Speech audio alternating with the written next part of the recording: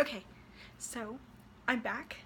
I haven't really gotten much done this week actually I think it's been maybe 3 weeks since I filmed last or recorded last, and I really haven't got much done, but I did want to share with you some of the crafts that I had completed at an earlier date.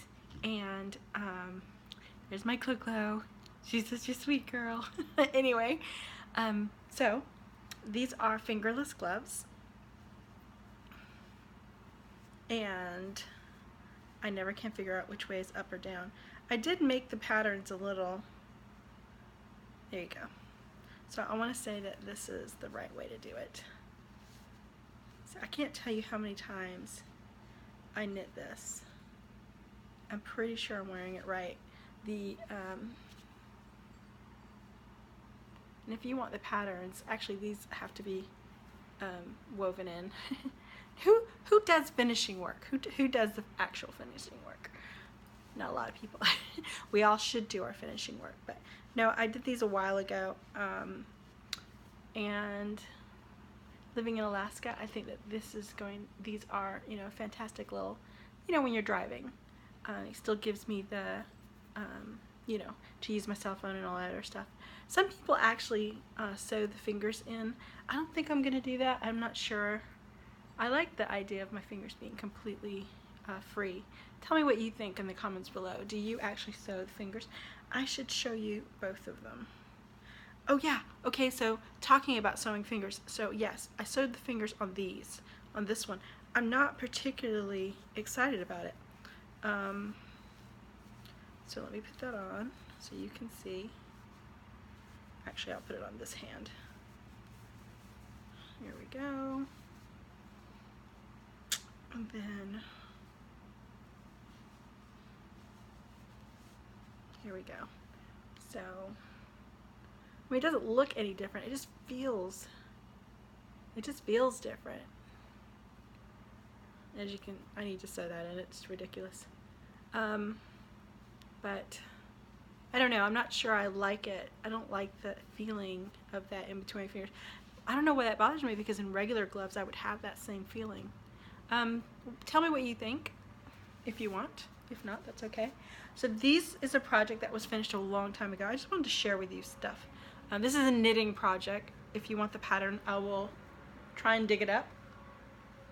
This is also a finished project. I'm not sure I've shared it with you before, but this was a hat that I made with a book called Cabin Fever, So You Need a Hat. It's so big. So the idea of the book is that you can make a hat any size with any of the patterns that they have, just using a little bit of math. And I obviously made this one and didn't follow the gauge properly, because who does gauge swatches? But it's become a favorite of mine. It is huge, and I have a lot of hair, and so it's nice to be able to get all my hair up in it, so you can see what it looks like. So, and it gets all, and it's really super warm. So what kind of yarn is this? Well, I found 2 more balls. This is Brio yarn, and it is 49% wool, 48% acrylic, and 3% other fiber, whatever that means. Hand wash in cool water, lay flat to dry. I've actually washed this just in the washing machine, and looks no different. So it's pretty durable. And I got 2 balls left of that. And actually this was just 1 ball, including the poof. So a little goes a long way. I covered up the price, but I'll go on and tell you it's $15 is what I paid for it. I don't know if you can get it anymore. I bought it last year. So that's another project that I finished. This is a project that I've been working on. This is a quilt topper. It's a runner, and it's about 6 feet long. It is not perfect stitching. I just bought a sewing machine and just decided to go for it. And so this is just the top. Obviously I haven't got the sides or anything. So I'm actually thinking of doing like a twin size mattress, a twin size quilt, and just so that I can say I did a quilt. It's super cute though. I love the patterns. It's got circles and flowers and cherries and bubbles and ladybugs, and it's super adorable. And it's just, you know, one of those charm packs that you can buy, you know, pretty much anywhere, Walmart, Hobby Lobby, whatever. And the red part is just an old bed sheet that I had. And that's pretty much what quilting really was about. It was about taking fabric that you already had, cutting out the bad parts of it, and then making something good with it, you know, something new. And that's what quilting was all about, as everybody really knows. So I kind of did that with this and reusing this red quilt, or red fabric. But I do like it. I can't wait to actually quilt yet. Right now it's a runner. Again, I'm still thinking about maybe making a twin size topper because I have so much of these little squares. Of course I could do placemats with them. I mean, this could be a table runner, but I could also make like placemats with them. You know, who knows what I can do with it. I don't have a twin size bed, and I do not have children, so I think kind of would be a waste to make a twin size quilt if I don't have a twin size bed to put it on, right? But we'll see. It might end up just a table runner and some placemats. Let me know in the comments below what you think. The ZickZack project that I was working on last time we talked is right here, and I have been working on this. It's just slow going because it's knitting, and knitting is slow. But it's you can see on one side, on this side where my face is, it's kind of loose, and then on this side it's not as loose. That's because I carried the yarn on this side, so it's a little tighter. So that's why I didn't like the way it draped. But I'm going to keep on going. I do plan on putting a border all the way around it, and maybe that'll help stiffen up the other side, or maybe it doesn't matter. I don't know. Of course, you let me know what you do when you notice that about your work. I mean, I guess carrying, you know, when you carry that yarn up, it just kind of gives it some extra stability. And then on this side, where I didn't carry, it's just kind of lumpy, bumpy, and just more, you know, just more fluid than the side that I carried from. Still got plenty of this yarn to go, so I'm thinking about half of the scarf is going to be in this yarn, and then I have to find a complementary yarn, and I've got a couple of more balls of yarn from this same line, not the same colorway though, but that's okay. That's the beauty of this scarf. I'll remind you of the pattern.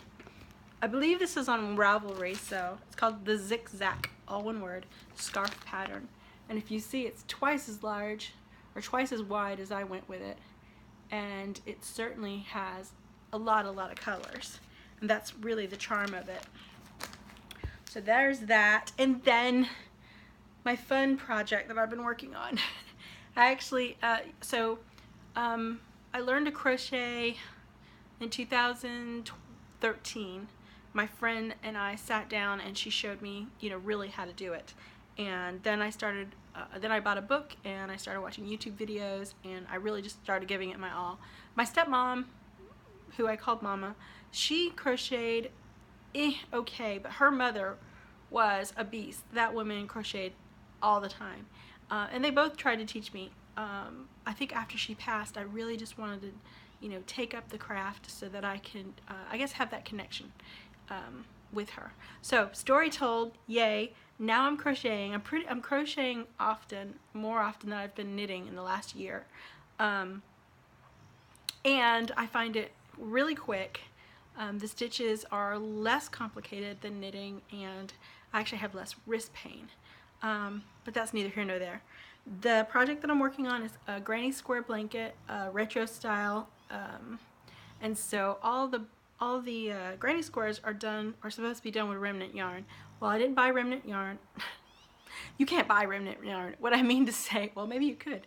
What I mean to say is that I don't have like a lot of remnant yarn. You know, I use pretty much every bit of yarn. I don't have extra yarn. So when I make projects, I usually buy exactly what the pattern tells me to buy, and I don't have any extra.